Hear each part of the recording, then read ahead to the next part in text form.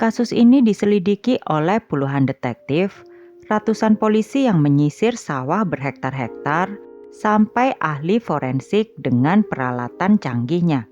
Tapi pada akhirnya kebenaran terungkap oleh seekor anjing kampung berbulu kuning yang telah kehilangan pendengarannya. Nama anjing itu adalah Pang. Di suatu siang di bulan September tahun 2013, ia berjalan ke dalam semak-semak di sebuah kebun jambu yang terbengkalai di pinggiran kota Tainan, Taiwan. Tak lama setelah itu, Pang keluar dengan membawa sesuatu yang selanjutnya membuat heboh seluruh negeri.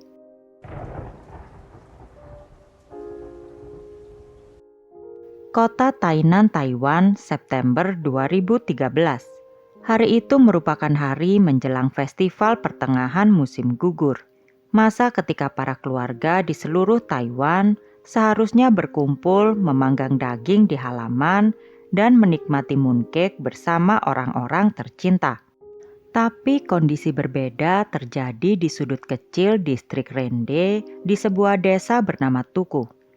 Di tanggal 11 September 2013, seorang pria tua yang biasa dipanggil Huang sedang berjalan santai di pematang sawah dengan anjing peliharaannya yang berwarna kuning emas. Anjing itu bernama Pang Pang. Dalam bahasa Mandarin, Pang Pang bisa diartikan gemuk. Nama itu diberikan Huang kepada anjingnya saat dulu ia menemukannya di pinggir jalan dan kemudian ia rawat. Pang bukan anjing ras mahal. Ia sudah tua dan pendengarannya pun sudah menurun drastis.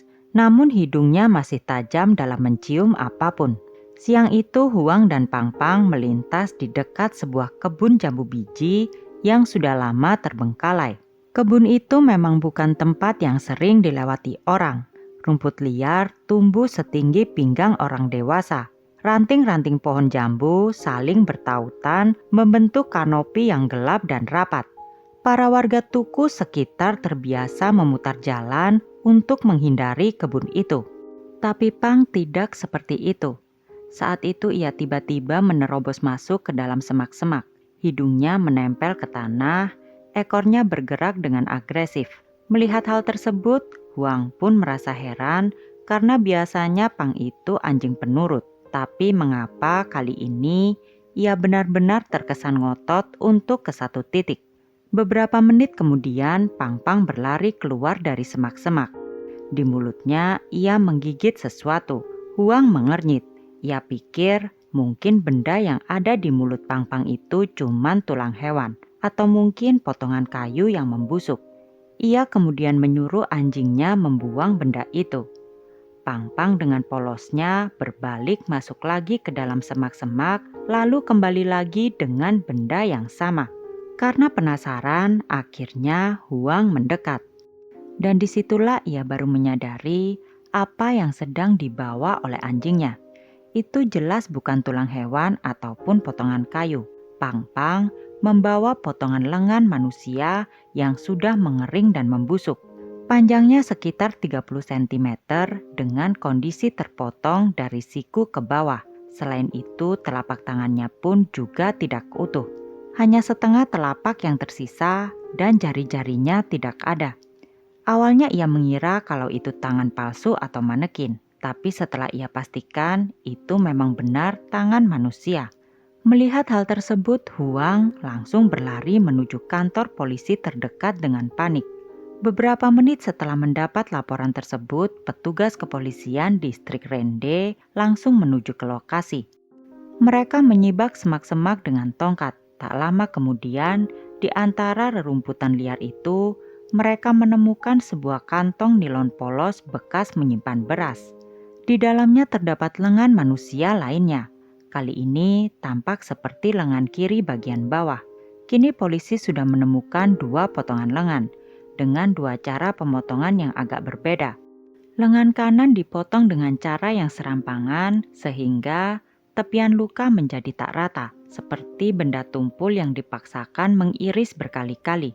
Tapi lengan kiri dipotong dengan lebih presisi.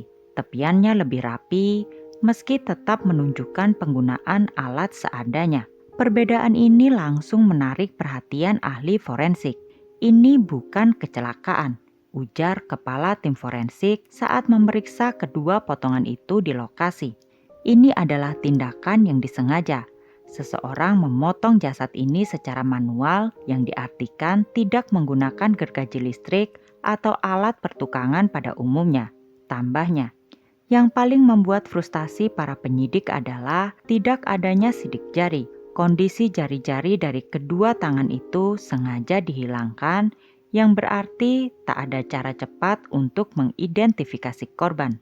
Malam itu lebih dari 100 personel kepolisian dikerahkan ke lokasi. Mereka membentuk barisan yang berjarak 1 meter antara satu sama lain, lalu menyisir setiap jengkal kebun jambu itu dengan senter dan alat penyapu. Mereka memeriksa akar pohon, lubang tikus, kubangan air, semua celah di antara rerumputan.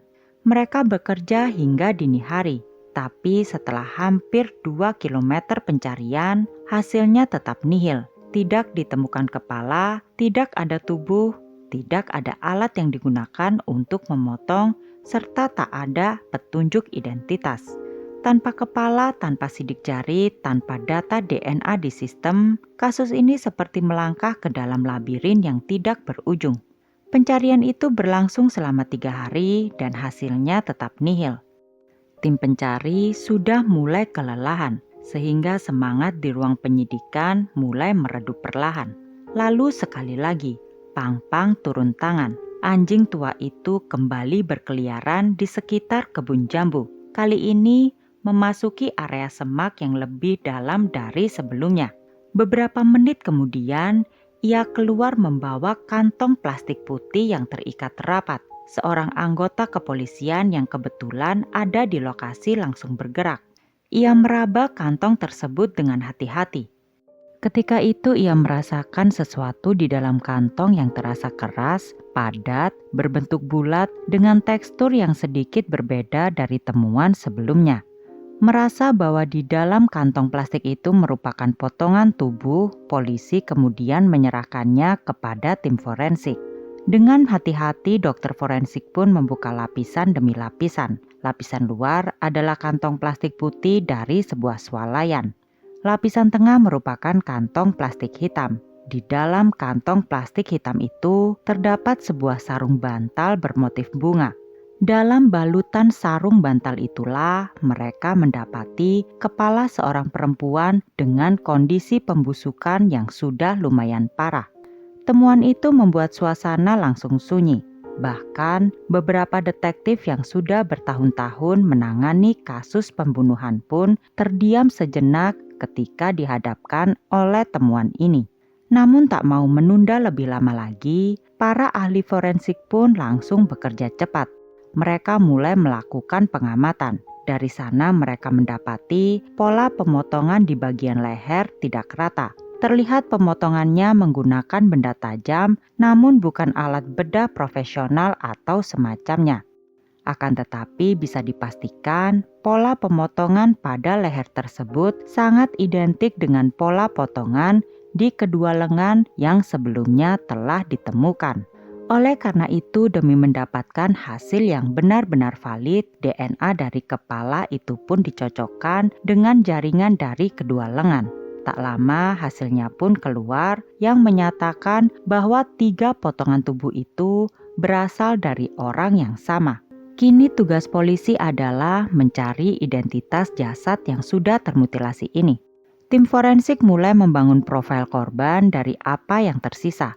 Hasilnya, korban adalah seorang wanita dewasa yang berusia 25 hingga 35 tahun. Ia telah meninggal lebih dari 2 minggu sebelum ditemukan. Ciri paling menonjol berada pada giginya. Pada gigi seri bagian atas kanan tumbuh miring ke dalam dan patah di salah satu sudutnya. Sedangkan gigi taring atas dan bawah miring ke arah luar. Selain itu banyak lubang pada gigi yang tidak pernah ditambal. Kemudian pada telinga korban terdapat lubang tindik yang posisinya lebih tinggi dari rata-rata, yang biasa ditemui di kalangan wanita asal negara Asia Tenggara. Sampai akhirnya ada satu detail kecil yang justru menjadi petunjuk paling kuat. yakni dari kondisi gigi korban. Taiwan memiliki sistem asuransi kesehatan nasional yang mencakup perawatan gigi. Namun pada gigi korban, forensik menemukan beberapa lubang yang tidak pernah ditambal. Kemungkinan besar korban tidak pernah melakukan perawatan atau pemeriksaan ke dokter gigi. Hal ini membuat mereka percaya bahwa korban kemungkinan besar bukan warga asli Taiwan. Jadi kemungkinan besar jika warga lokal, kondisi gigi akan lebih baik dari milik korban. Hal ini membuat polisi menduga kuat kemungkinan korban merupakan pekerja asing. Selanjutnya rambut yang masih tersisa di kepala korban dalam kondisi panjang, lurus dan berwarna hitam dengan bekas pewarnaan. Dari semua temuan tersebut, dugaan mengarah pada kesimpulan bahwa korban adalah seorang buruh migran. Keesokan harinya, polisi langsung merilis deskripsi korban ke publik. Dalam hitungan jam, 80 lebih telepon masuk ke kantor polisi. Sebagian besar adalah laporan-laporan yang tidak relevan, seperti ada yang mengklaim menemukan organ di pinggir jalan yang ternyata setelah diperiksa adalah jeroan babi. Ada pula warga yang mendengar suara mencurigakan di malam hari. Satu laporan lagi dari seorang pria yang mengaku istrinya yang berkewarganegaraan Vietnam telah menghilang setelah terlilit utang dengan rentenir. Tapi begitu tim forensik membandingkan struktur giginya, posisi gigi taringnya tidak cocok. Alhasil mereka pun menemui jalan buntu. Sementara itu di tempat terpisah, polisi menguras kolam air yang terletak di dekat kebun jambu di mana potongan tubuh ditemukan yang merupakan satu-satunya sumber air di area itu. Dengan beberapa pompa air besar yang dikerahkan sekaligus, kolam itu dikosongkan hingga ke dasarnya. Namun yang ditemukan hanya lumpur, botol kaca, akar pohon dan sampah. Tak ada senjata dan tidak ada sisa potongan tubuh lain. Selama 2 minggu penuh, dalam hujan lebat yang kerap mengguyur Tainan, ratusan polisi terus menyisir lahan-lahan di sekitar kebun jambu itu hingga radius lebih dari 2 km. Karena kehabisan ide, akhirnya Pang-Pang pun kembali dipanggil untuk membantu. Namun hasilnya juga nihil. Akan tetapi beberapa hari kemudian, polisi mendapat sebuah telepon yang berasal dari kota kecil bernama Danshui yang berada di ujung utara Taiwan. Seorang pria Vietnam yang bekerja sebagai juru masak di sebuah restoran di Danshui menelpon dengan suara yang ragu-ragu. Dalam sambungan telepon itu, pria tersebut menceritakan bahwa beberapa hari yang lalu ia melihat sebuah rilis kepolisian atas mayat yang ditemukan di sebuah kebun jambu. Dan ia sudah menyimpan kecurigaannya selama berhari-hari. Namun teman-temannya menyuruhnya diam karena takut nantinya akan menjadi masalah untuknya. Si juru masak hampir menuruti saran tersebut. Namun ada kejadian yang membuatnya akhirnya mau melapor. Di satu malam ia pulang kerja dengan motornya. Karena kepikiran akan rilis polisi yang sebelumnya ia lihat kala itu, perasaannya menjadi tak enak. Di tengah perjalanan ia melewati sebuah gang yang agak sepi. Namun tiba-tiba saja ada satu lampu jalan yang meledak. Sebelum ia sempat memproses apa yang terjadi, 2 lampu jalan di depannya pun ikut meledak. Sontak gang itu pun menjadi gelap gulita. Mungkin bagi sebagian orang kejadian tersebut hanya kebetulan belaka. Tapi bagi pria itu, meledaknya lampu-lampu jalanan itu terasa seperti sebuah pesan, seolah sesuatu atau seseorang sedang mengingatkannya. Oleh karena itu, ia tak bisa lagi berdiam diri. Keesokan paginya ia akhirnya menelpon polisi. Dalam laporan itu, pria tersebut mengatakan kalau semua ciri-ciri yang diumumkan oleh kepolisian begitu mirip dengan mantan pacarnya yang bernama Li Titrang atau yang akrab dipanggil Trang. Menurut juru masak itu, Trang diketahui menghilang sekitar 6 bulan yang lalu. Laporan tersebut seolah membuka harapan baru bagi pihak kepolisian. Oleh karena itu mereka langsung bergerak cepat menuju Danshui untuk menemui pria tersebut. Di sana pria itu membuka ponselnya dan menunjukkan foto 2 wanita muda Vietnam yang sedang tersenyum ke arah kamera. Salah seorang penyidik mengamati foto itu dengan seksama dan perlahan mulai menyadari kalau ciri gigi salah satu wanita yang tersenyum lebar di foto itu mirip seperti milik korban. Untuk memastikan identitas secara resmi, beberapa anggota tim penyidik melakukan sesuatu yang jarang terjadi dalam investigasi kriminal Taiwan, yaitu mereka terbang langsung ke Vietnam. Mereka membawa sampel rambut dari kepala yang ditemukan di kebun jambu. Dan di Hanoi, mereka bertemu dengan ibu kandung Trang. Perempuan paruh baya itu melihat foto putrinya. Ia mendengar apa yang disampaikan polisi dari Taiwan dan ia pun memeluk foto itu sambil menangis. Uji DNA kemudian mengkonfirmasi kalau identitas wanita yang difoto sama dengan wanita yang kepalanya ditemukan di kebun jambu.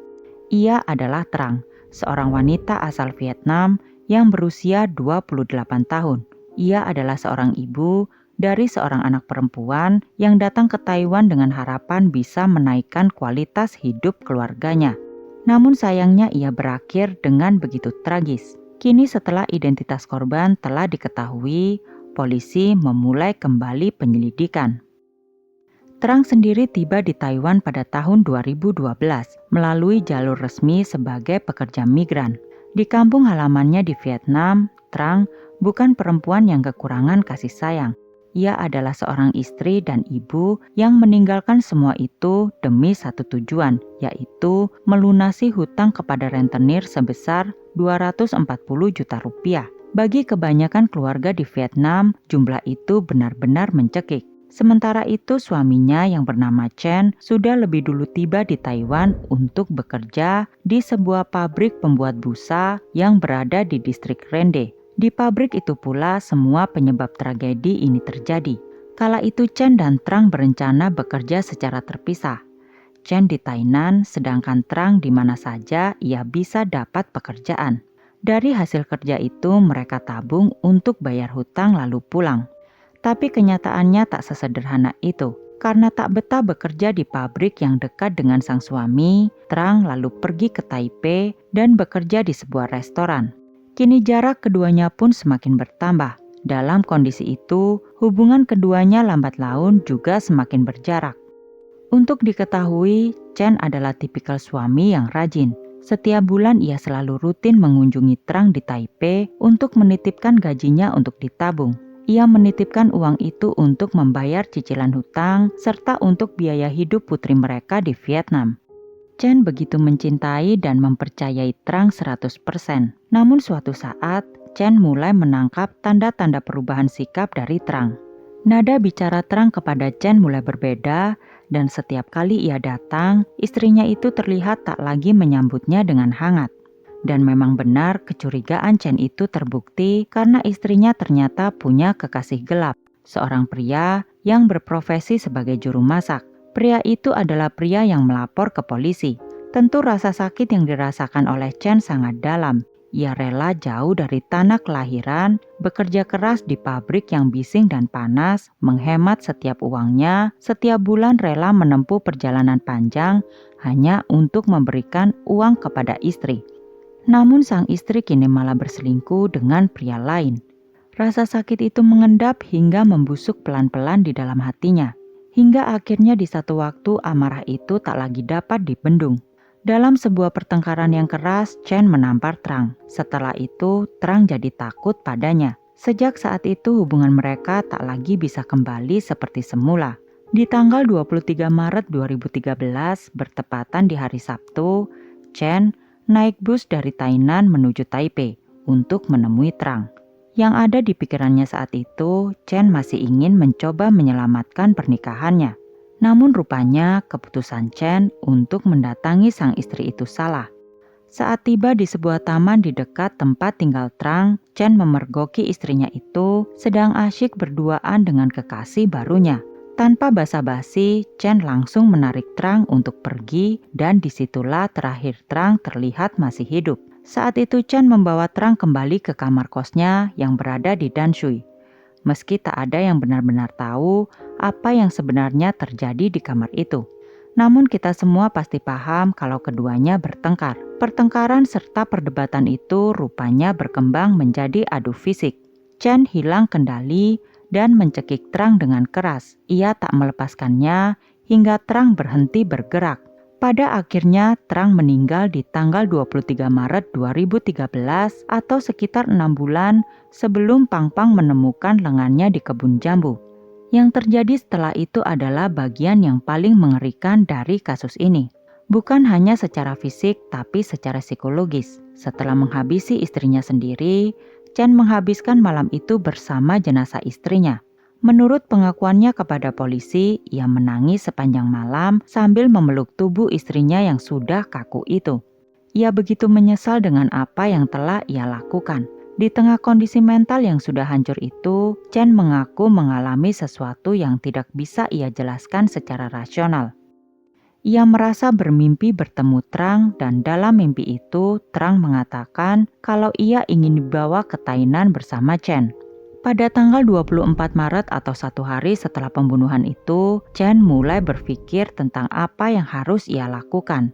Ia mengingat sebuah canda lama yang pernah ia dan Trang ucapkan. Saat itu Chen pernah mengatakan jika Trang ketahuan selingkuh, ia akan memotongnya menjadi 3 bagian. Dan itulah yang benar-benar ia lakukan kepada Trang.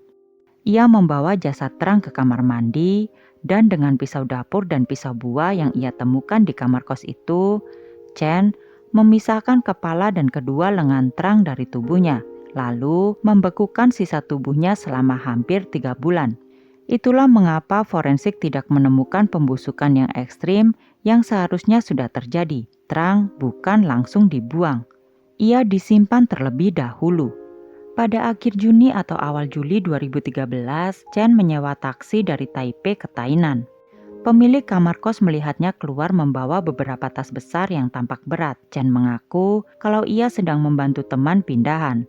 Tubuh utama Trang ia kubur di selokan dekat pabrik. Kepala dan kedua lengannya ia bawa ke kebun jambu terbengkalai yang berjarak hanya 10 meter dari tembok pabriknya. Dan setiap hari setelah itu ia berdiri di tembok yang lebih tinggi, menatap ke arah kebun seolah memastikan Trang memang sedang menonton ia bekerja seperti yang ia janjikan dulu. 2 barang bukti yang paling memberatkannya yaitu kantong nilon pembungkus lengan berukuran 62 x 65 cm. Identik dengan kantong di gudang pabriknya yang hanya bisa diakses segelintir orang, dan sarung bantal bermotif bunga pembungkus kepalanya yang motifnya sama persis dengan sarung bantal yang pernah ia beli di Vietnam dulu. Saat diinterogasi, Chen tidak marah, tidak menangis, tidak panik. Selama 10 sesi, ia bermain dengan jawaban kabur, klaim lupa, dan permintaan penerjemah yang memberinya jeda berpikir.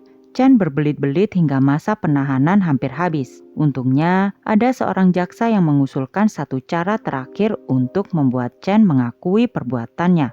Polisi sengaja kembali menginterogasi Chen tepat di hari ulang tahun pernikahan mereka. Di ruang interogasi yang dingin dan sunyi, tidak ada bentakan atau ancaman. Jaksa hanya berbicara pelan, tapi tepat mengenai sasaran. Kamu mau istrimu jadi arwah terlantar selamanya? Kamu mau anakmu nanti tahu bagaimana ibunya meninggal? Disitulah pertahanan Chen akhirnya runtuh.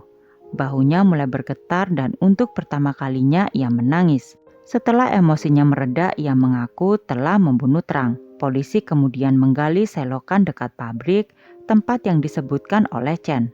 Di sana mereka menemukan sisa jasad Trang. Pada kulitnya masih terlihat samar bekas pola kain dari rok bermotif bunga merah gelap yang ia pakai di hari terakhir hidupnya. Di persidangan, Chen mencoba membela diri dengan cerita tentang mimpi dan janji lama. Hakim menolak alasan itu dan menyebutkannya tidak masuk akal. Meski pengadilan mengakui pembunuhan terjadi dalam luapan emosi, cara Chen memperlakukan jenazah dianggap sangat kejam dan tidak bisa diringankan. Hakim pun memvonis Chen dengan hukuman penjara 19 tahun. Di balik terungkapnya kasus ini ada satu sosok yang tak boleh dilupakan, yaitu Pang Pang. Anjing tua yang pendengarannya sudah mulai berkurang, tapi penciumannya masih tajam. Pang Pang yang pertama menemukan potongan lengan korban, lalu 3 hari kemudian menemukan kepalanya. Tanpa anjing itu, polisi mungkin tak akan tahu harus mencari kemana. Kasus ini meninggalkan satu pertanyaan besar tentang bagaimana hubungan yang dibangun atas cinta dan pengorbanan bisa berakhir dengan pembunuhan. Bagaimana pendapatmu tentang kasus ini? Apakah pengkhianatan yang dilakukan oleh Trump membuatnya pantas mendapatkan hukuman ini? Tulis di kolom komentar dan jangan lupa untuk like and subscribe. Terima kasih. Bye.